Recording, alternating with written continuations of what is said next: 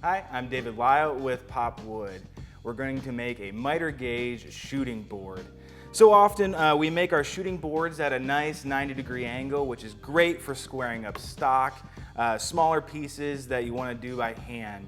But when you encounter an angle that you want to shoot, you're going to have to make a custom board each and every time unless you find some regular angles that you enjoy using. Today, we're going to work on this miter gauge shooting board. You might recognize this miter gauge from your table saw, but we're going to put a dado in this piece of plywood, and we're going to run this miter gauge through it, and that way you have an infinitely adjustable shooting board for around the shop. On this first pass, I'm going to align the dado stack just about in the middle of my piece of plywood, and then I'm going to take a look at this fit, and it seems that we need to take another pass just to sneak up on it. So I'm going to adjust the fence over just about a 1/16 of an inch, and now I'm going to make my second pass.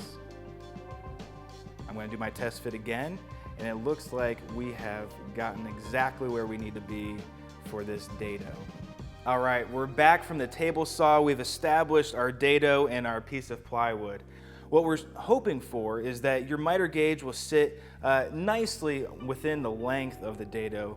That way we have a nice solid fit and there won't be any slop for our angles.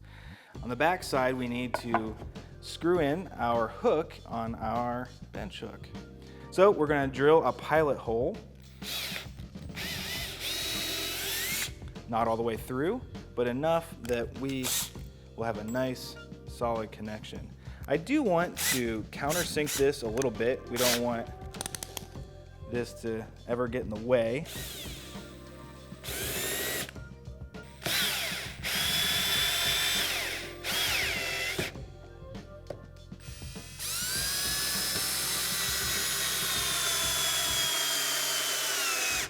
However you like to shoot your angles, you want to make sure that your miter gauge is clear of this side of your shooting board. We see how the edge of our miter gauge clears the edge of our piece of plywood by about a 1/16 of an inch, and that's exactly what we want in this case. It gives good support to your piece as you're shooting. All right, so now we just need to lock in our miter gauge to the shooting board, and to do that, we're just going to take advantage of one of the holes in the front of our miter gauge and simply drive a screw through that.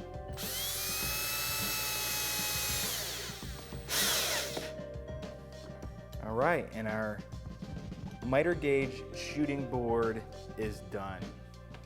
Let's give it a test. Lock it to your bench at your vise. Now we're going to try shooting this piece of poplar and see how it goes. We're going to start just at a dead 90 and see if that works for us.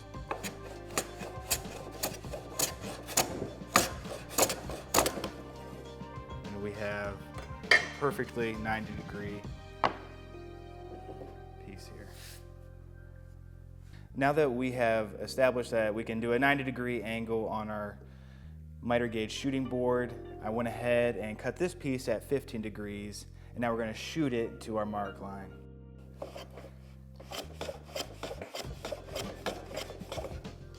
And that is a great way to sneak up on your miter. This miter gauge shooting board is not for every instance in the shop, but I think that you will find it really handy when you have just a couple of one-off angles that you need to cut that you don't already have a shooting board established for. So this is a quick tip, and I thank you for joining Pop Wood Tips and Tricks.